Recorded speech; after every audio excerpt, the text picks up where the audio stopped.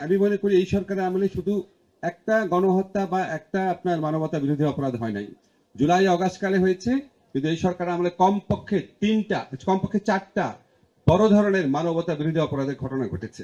একটা হচ্ছে জুলাই অগাস্ট হত্যাকাণ্ড, একটা হচ্ছে বিডিআর হত্যাকাণ্ড, একটা হচ্ছে শাপলা হত্যাকাণ্ড, আর একটা হচ্ছে ধারাবাহিক গুম এবং বিচার বহির্ভূত যে হত্যা, সেই বিচ্ছিন্নভাবে হলেও ওটার মধ্যে একটা একটা মানে কনসার্টেড এফোর্ট এবং সুনির্দিষ্ট পরিকল্পনা ছিল।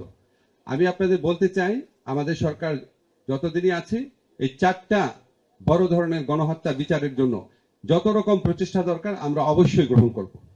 বিশেষ করে জুলাই গণহত্যার যে বিচারটা যেটা আমরা শুরু করেছি, তাজুল কারেক্টলি বলেছে, এটা আমরা বদ্ধপরিকর এবং আমরা আশা করছি এই বিচার, এখানে আমি দেখলাম প্রস্তাবনা বলা হচ্ছে সামনের বছর বিজয় দিবসের আগে এই বিচার অন্তত বিচারিক আদালতে সম্পন্ন হবে।